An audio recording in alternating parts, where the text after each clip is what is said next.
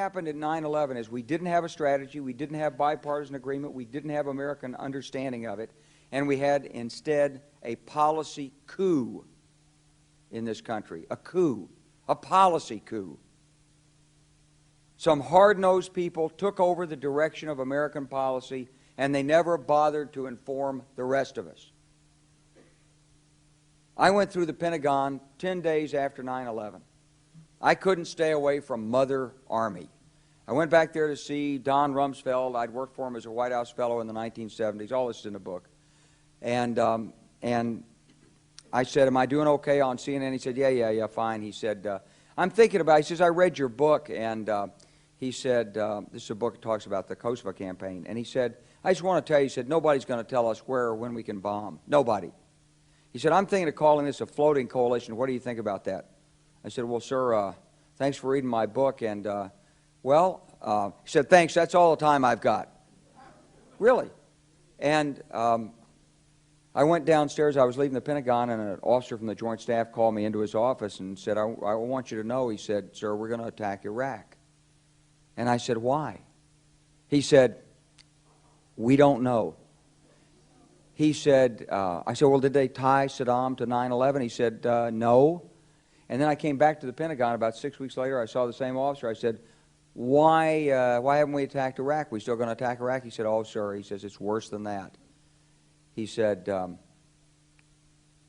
he pulled up a piece of paper off his desk. He said, I just got this memo from the Secretary of Defense's office that says we're going to attack and destroy the governments in 7 countries in 5 years.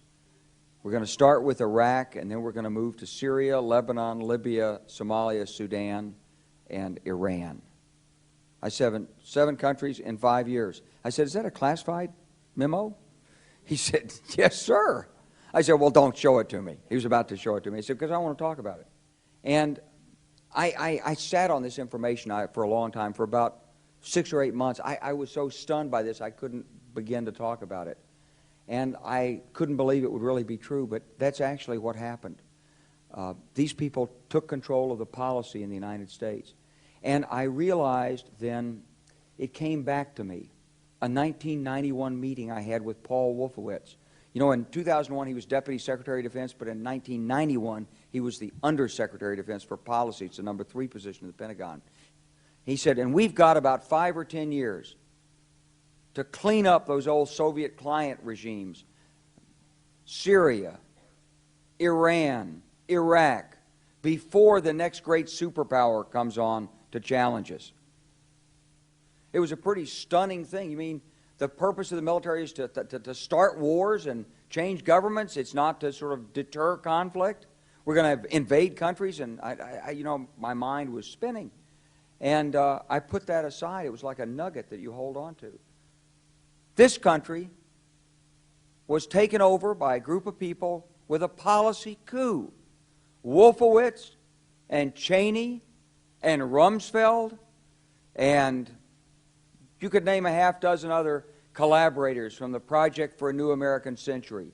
They wanted us to destabilize the Middle East, turn it upside down, make it under our control. It went back to those comments in 1991. Now, did anybody ever tell you that? Was there a national dialogue on this? Did senators and congressmen stand up and denounce this plan? Was there a full-fledged American debate on it? Absolutely not. And there still isn't. They could hardly wait to finish Iraq so they could move into Syria.